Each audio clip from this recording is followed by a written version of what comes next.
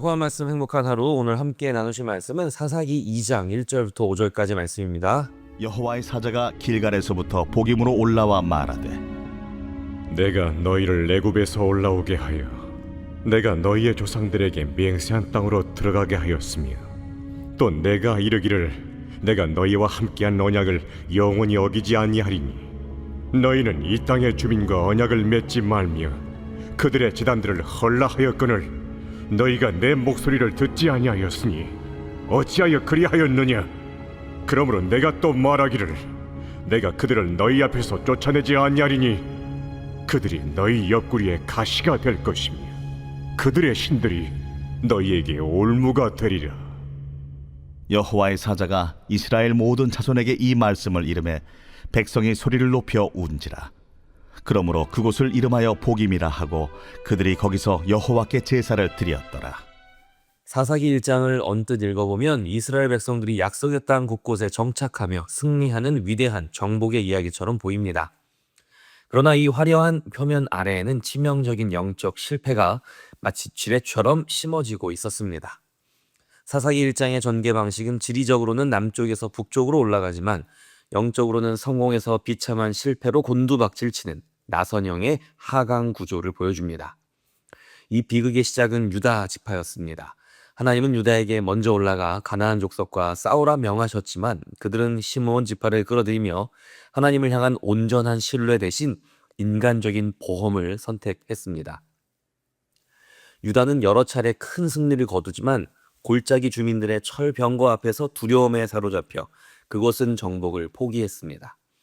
겉보기엔 승리의 기록 같지만 이 반쪽짜리 제자도는 이스라엘 전체에 무서운 영적 전염병을 퍼뜨리고 있었습니다.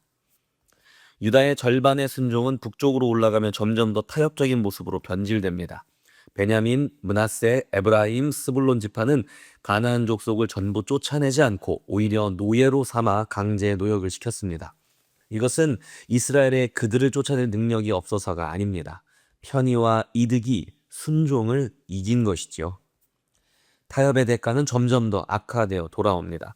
북쪽의 아셀과 납달리 지파에 이르러서는 가나안 족속이 이스라엘 중에 거주했다가 아니라 이스라엘이 가나안 족속 가운데 살았다고 기록됩니다. 주도권이 완전히 넘어간 것입니다. 그들은 세상을 변화시키는 정복자가 아니라 세상 속에 얹혀 사는 삶으로 전락하고 말았습니다. 마침내 단 지파에 이르러서는 아모리 족속을 쫓아내기는커녕 오히려 그들에게 밀려 평지를 빼앗기고 산지로 몰아넣어지는 비참한 신세로 마감됩니다. 적당한 타협의 끝은 공존이 아니라 완전한 패배와 상실임을 보여주는 것이지요. 이처럼 사사기 1장은 유다 지파에서부터 시작하여 단 지파에 이르기까지 철저한 실패의 모습을 보여줌으로써 유다 지파의 사사 온니엘의 비교적 성공적인 역사에서 단 지파의 사사 삼손의 비참한 최후로 끝이 나는 사사기 전체의 타락 과정을 미리 보여주고 있는 것입니다. 사사기 1장은 이스라엘이 왜 약속의 땅을 성공적으로 정복하지 못했는지에 대한 현실적인 이유와 둘러대는 변명들로 가득합니다. 골짜기 주민들에게 철병거가 있어서 가나안 사람들을 노예로 부리는 것이 경제적으로 더 이득이라서 그들은 온전히 순종하지 않았습니다. 사사기를 읽는 독자들이 이들의 피치 못할 현실적 한계와 합리적인 계산에 공감할 즈음 사사기 2장에서 여호와의 사자는 등장하여 그 모든 변명의 일가를 날립니다. 사사기 2장 1절은 여호와의 사자가 굳이 길갈에서부터 복임으로 올라와 말씀하셨다고 그 동선을 정확히 기록하고 있는데요. 길갈이 어디입니까? 이스라엘이 요단강을 건너 할례를 행하고 하나님의 은혜로 애굽의 수치를 끊어냈던 승리와 순종의 장소였습니다. 반면 지금 이스라엘이 서기는 복임은 타협과 불순종으로 인해 통곡하게 되는 실패의 자리입니다. 여호와의 사자가 길갈에서부터 복임으로 올라오신 것은 무언의 강력한 고발입니다. 너희가 길갈의 그 영광스러운 언약과 철저한 순종의 자리를 떠나 어떻게 지금 이 비참한 타협과 통곡의 자리까지 굴러떨어졌느냐 하는 하나님의 책망인 것이죠. 그 통곡의 자리에서 하나님은 너희가 내 목소리를 듣지 아니하였도다 라며 그들의 문제를 분명히 꼬집으십니다. 하나님은 우리 삶의 일부가 아닌 모든 영역에서 주권을 행사하기 원하십니다. 타협을 전제로 한 부분적인 순종은 결국 전적인 불순종으로 향할 수밖에 없습니다. 그렇다면 우리는 왜 순종하지 않으려는 이 완악한 고집을 꺾지 못할까요? 두려움 때문에 혹은 편의와 이익에 대한 유혹 때문에 둘 다 맞는 말입니다. 하지만 하나님은 불순종의 본질이 바로 망각에 있다는 것을 알려주십니다. 사사기 2장 1절에서 하나님은 먼저 자신이 이스라엘을 애굽에서 이끌어낸 구원자이시며 언약을 결코 깨뜨리지 않는 신실한 분임을 상기시키십니다. 우리 불순종의 본질적인 뿌리가 하나님이 누구이신지를 기억하지 못하는 망각에 있기 때문입니다.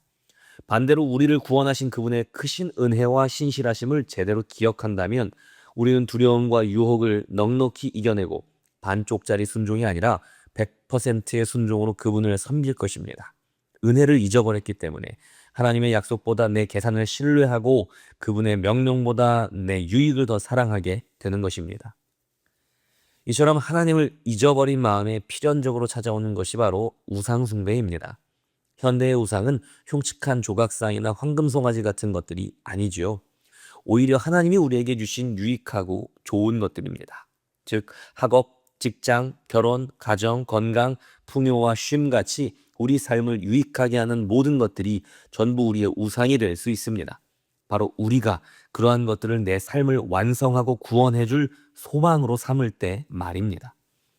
그 모든 것들이 내 삶을 구원하고 안전감을 주고 만족을 주고 내가 살아가는 이유가 되며 내 정체성이 될 때 하나님이 주신 그 모든 좋은 것들은 우리의 우상이 됩니다. 사사기 2장 3절의 경고대로 우리가 우리 삶의 편의를 위해 남겨둔 우상들은 반드시 가시가 되어 우리를 찌르게 되는데요. 거짓 신들은 우리를 불행하게 만듭니다.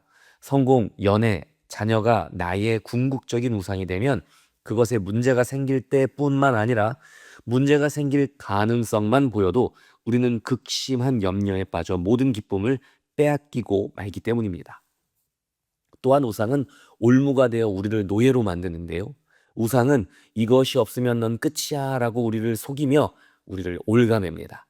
우리는 그것을 꼭 가져야만 한다고 믿기 때문에 거기에 감히 노라고 말하지 못하죠. 수많은 사람이 성공이라는 재단에 건강과 친구와 가정을 희생시키고 파괴적인 관계에 스스로를 몰아넣어 영적 노예가 되어버립니다. 현대의 철병거는 우리를 두렵게 하는 세상의 모든 말과 위협입니다. 이것을 갖지 못하면 너는 망한다. 이것을 이루지 못하면 너는 불행해진다 하는 거짓말과 위협입니다. 그것이 두려워 나도 아침에 큐티하고 밥 먹을 때 기도하는 것만 빼고는 전부 세상 사람들과 똑같은 방식으로 말하고 선택하며 살아가시겠습니까? 그것이 바로 반쪽짜리 순종입니다. 이스라엘 민족이 마치 가나안 족속들이 그랬던 것처럼 정복한 땅의 백성을 노예로 삼아 노역시켰던 것처럼 우리도 세상의 방식과 똑같이 성공과 유익을 위해 적당히 불법적인 방식을 묵인하고 실적을 부풀리거나 관행이라는 이름으로 행해지는 불법적인 리베이트 혹은 누군가를 부당하게 짓밟는 사내 정치에 기꺼이 동참하시겠습니까? 인간의 결단과 노력으로는 이 타락의 굴레를 결코 끊을 수 없는 것입니다. 사사기 내내 반복되는 이스라엘의 비참한 실패가 그것을 증명합니다. 그럼 우리에게 소망이 있을까요? 하나님께서는 이 절망적인 실패의 고리를 단번에 끊어내실 완벽한 구원자를 보내주셨습니다. 바로 예수 그리스도이시지요. 우리는 늘 두려움과 탐욕 때문에 절반만 순종하지만 예수님은 십자가 위에서 죽기까지 복종하심으로 완전한 믿음과 완전한 순종을 이루어 내셨습니다.